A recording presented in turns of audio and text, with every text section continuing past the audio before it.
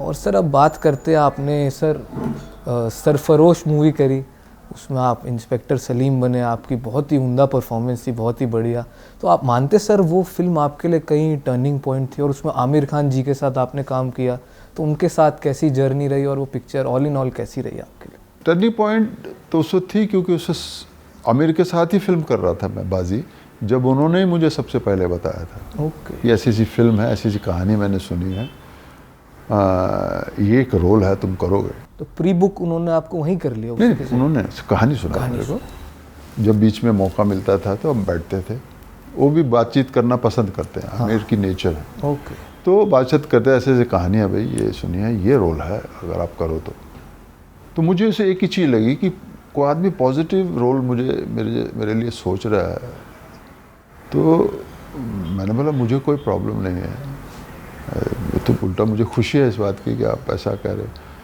तो ये बातें पता थी सबको, आशुतोष गोवारीकर साहब को भी पता था, तो उन्होंने कहा वो टेस्ट लेगा तो मैं अगर ले साहब, टेस्ट में मेरा क्या जाएगा? तो सब थोड़ा सा ये क्या बोला, मैं कहा मेरा कुछ नहीं जाएगा, क्योंकि उस वक्त तक मैं 3-4 फिल्में मेरी चल रही थी। मैं क्या जी, मैं लूज़ क्या करूँगा?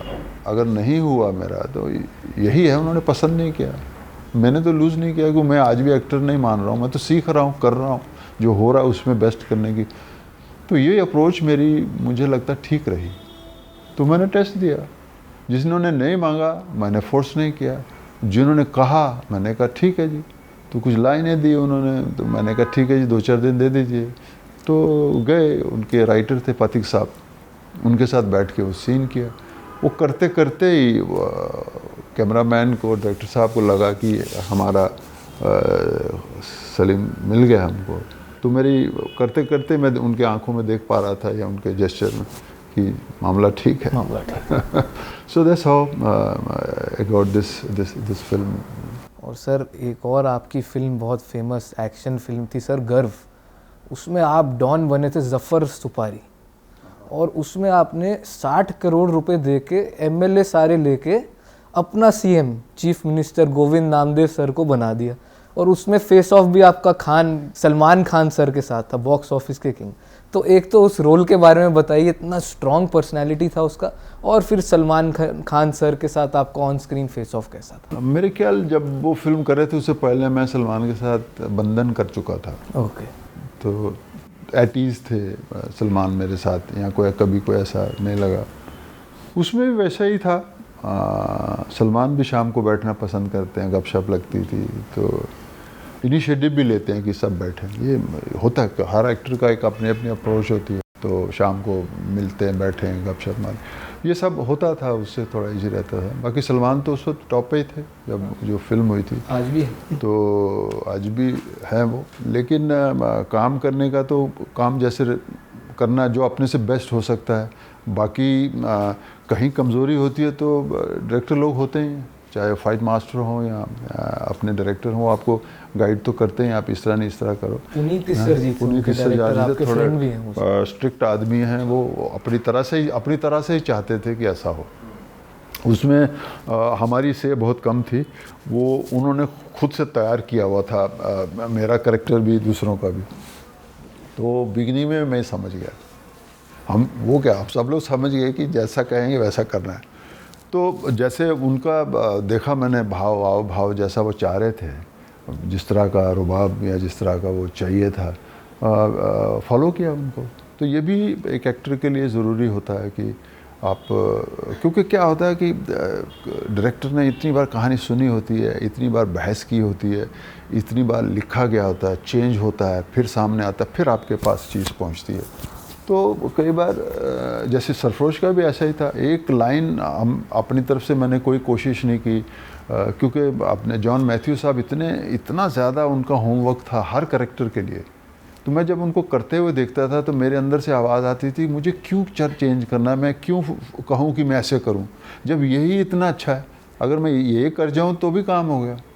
तो ये जो चीज़ें मैंने बिगिनिंग में सबके साथ सीखी ना, उसमें मैं इस बात पे कंफर्म हो गया हूँ कि जो दिख रहा है और वो अच्छा है उसके ऊपर होशियारी करने की क्या ज़रूरत है। मुझ जैसे एक्टरों को तो नहीं ज़रूरत है। आप ओवर इम्प्रोवाइज नहीं करते? देखो, आपका माहौल बताता है ना, आपका माहौल बताता है कि आपको करना चाहिए कि नहीं करना चाहिए, कि एक ज़रूरत है। क्योंकि हमारे जो करैक्टर होते हैं, कई बार सरफरोश का भी करैक्टर ऐसा नहीं था कि जिसके साथ बहुत एक्सपेरिमेंट किया जा सकता था। ऐसा कोई सीन नहीं था कि यहाँ सीरियस हो, घर जाते हंस रहा है, बेटी के साथ खेल रहा है, ऐसा नहीं था।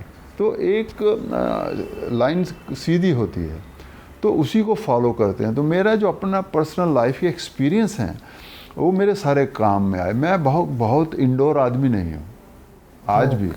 मैं हम खुले घर में रहे हैं, बाहर घूमते थे दोस्तों के साथ, किसी का फादर पुलिस में है, कोई आर्मी में है, तो ये सारे माहौल मैंने देखे हुए हैं। तो वो जब एज एन एक्टर और जब आपकी पावर बढ़ती है ग्रैब करने की चीज़ें, आपसे इन चीज़ों को लेके बहुत वो हो जाते हैं कि हाँ भाई ग्रैब हो रही हैं। आपको पता है, आप देख रहे हो।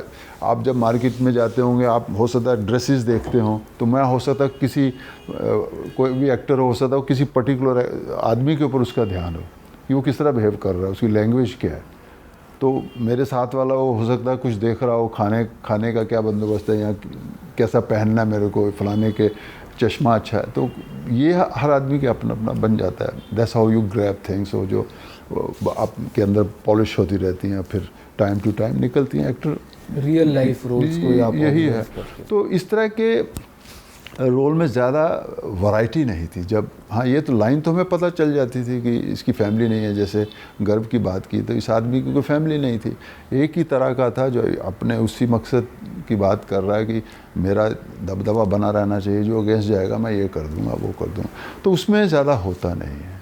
लेकिन कई बार बाद में कई रोल ऐसे मिले जिनमें वो चीज़ आती है कि आप कह सकते हो सर ये देख लीजिए अगर ठीक लगे, वो आता है आस्ता।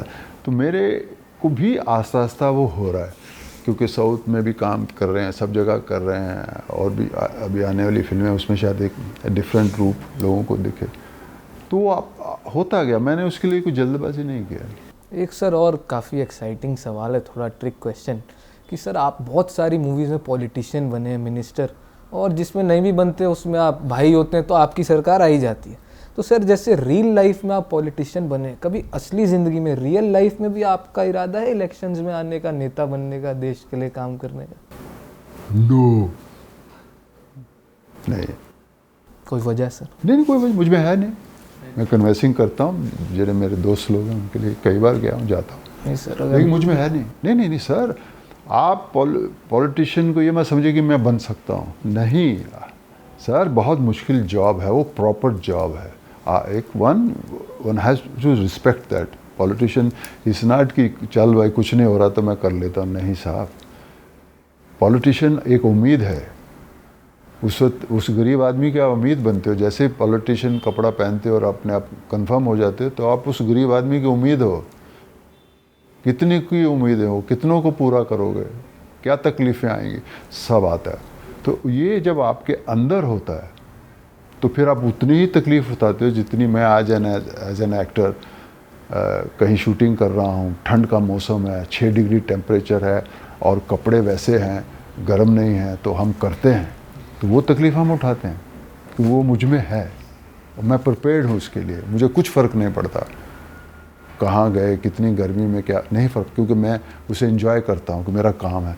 लेकिन उसके विरुद्ध चला जाऊँ तो फिर बात बनती नहीं ना। झूठ क्यों, अपने से क्यों झूठ बोलूँ कि रात को 2 बजे मैं उठ जाऊँगा, कोई तकलीफ़ लेके आएगा, है नहीं मुझ में। तो हर काम मेरा नहीं है, और जो कर रहे हैं वो उनकी वो स्पेशलाइज हैं उसमें, वो उनके अंदर है वो भावना है, तो इसलिए बेटर है। करेक्ट सर, एकदम करेक्ट सर।